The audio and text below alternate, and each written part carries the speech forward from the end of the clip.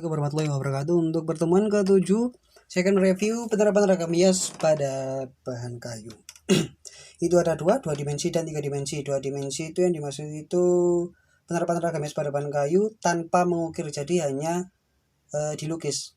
Lalu yang 3 dimensi itu penerapan ragam hias pada bahan kayu dengan cara dipahat atau ukiran. Jadi 3 dimensi. 3 dimensi itu bisa dilihat dari berbagai arah. Kalau 2 dimensi hanya bisa dilihat dari satu arah. Seperti contohnya gambar yang tidak timbul itu hanya bisa dilihat dari satu arah. Itu 2 dimensi. Kalau 3 dimensi itu bisa dilihat dari berbagai arah. Selanjutnya teknik penerapan ragam hias pada bahan kayu ada 3. Mengukir, melukis, dan melukis. Mengukir, lalu melukis, lalu mengukir dan melukis. Jadi kalau mengukir ya cuma diukir tanpa pemberian warna. Kalau melukis hanya menggunakan cat tanpa diukir. Kalau mengukir dan melukis jadi itu penerapan ragam hias pada bahan kayunya itu dipahat lalu diberi finishing dengan cara dilukis. Lalu selanjutnya alat ukir. Alat ukir ada 2. Ada alat pahat, ada pemukulnya. Alat ukir itu yang pertama pahat kuku atau pahat pangku itu. Bentuknya pahat ini berbentuk lengkung seperti kuku manusia, gunanya untuk mengerjakan bagian yang lengkung melingkar membentuk cembung, cekung, ikal, dan pecahan aris maupun pecahan cawen. Yang dimaksud pecahan aris dan cawen itu intinya yang berbentuk melengkung ya. Untuk memudahkan kalian memahami, juga bisa kalian simak di LKS halaman 12.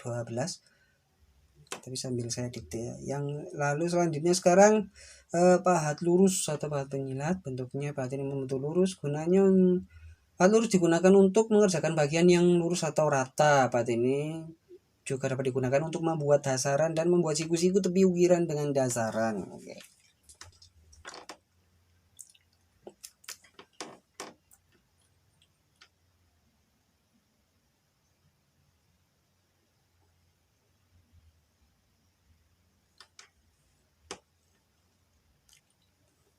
Lalu selanjutnya pahat lengkung atau pahat kol. Bentuknya mata pahat kol ini berbentuk melengkung belahan setengah bulatan.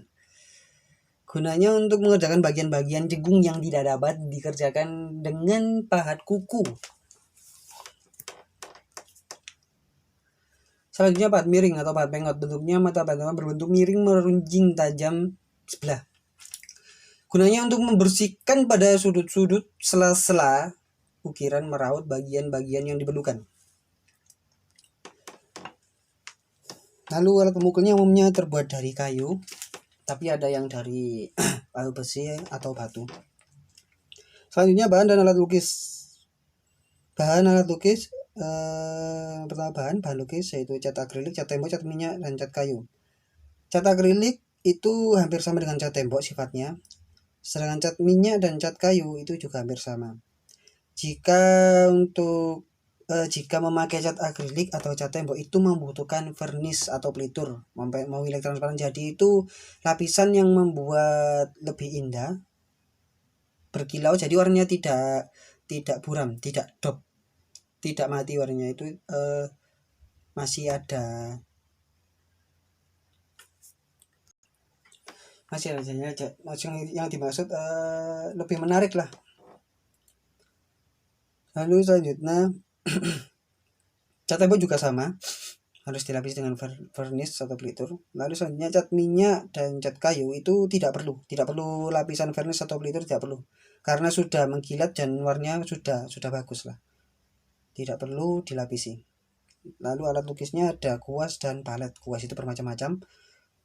Lalu palet, kalian pasti tahu palet itu tempatnya untuk cat saat membuat karya, saat melukis. Untuk contohnya ini saya pernah membuat cermin.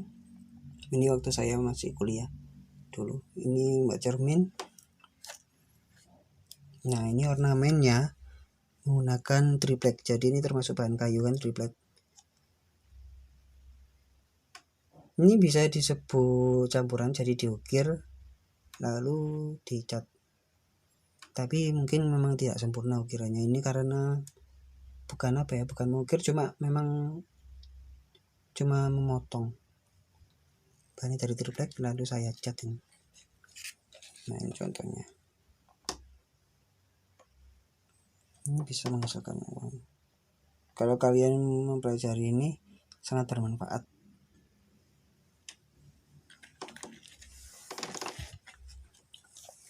Bisa menjadikan kalian pengusaha mebel atau pengusaha ornamen, pengusaha furniture. Nah, karena memang di sekolahan itu memang tidak ada alatnya, jadi memang tidak bisa terlalu terlalu mendalami untuk karya seperti ini. Ini setelah tripleknya saya potong lalu saya cat. Selanjutnya review musik ensemble. Ini kalian juga sudah lihat, ini saya ulang untuk memancing ingatan kalian sehingga tidak luntur.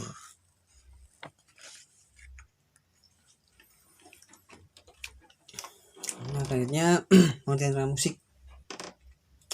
Musik itu pengorganisasian bunyi dan memiliki arti yang terjadi dalam rentang waktu dan mempunyai pitch atau nada.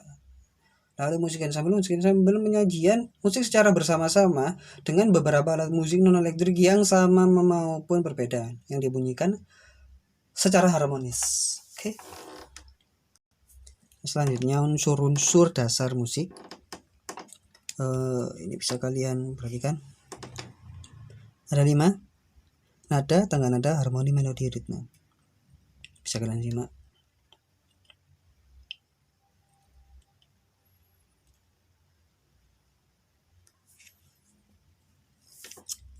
Angka adalah bunyi yang beraturan dan memiliki frekuensi tunggal tertentu. Lalu tanggal nada, rangkaian notasi musik yang diurutkan berdasarkan frekuensi dasar atau pitch. Harmoni, keserasian nada secara bersamaan. Lalu melodi, urutan nada yang jangka waktu nada, urutan nada dan jangka waktu nada.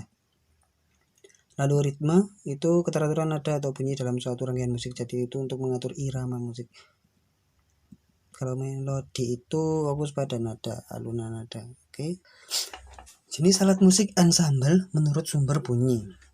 Yang pertama aerophone, chordopon, membranophone, idiophone, elektrophone. Yang pertama itu sumber bunyi berasal dari udara, chordopon sumber bunyi berasal dari senar, lalu membranophone sumber bunyi berasal dari selaput tipis atau kulit.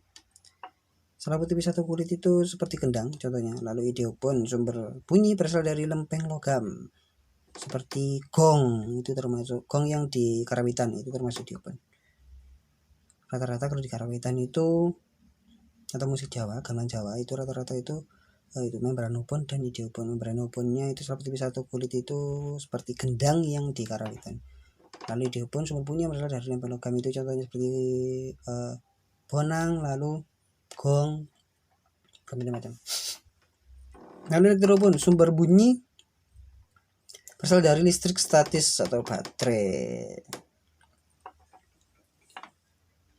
Atau kalau bahasa musiknya, bahasa kerennya itu synthesizer.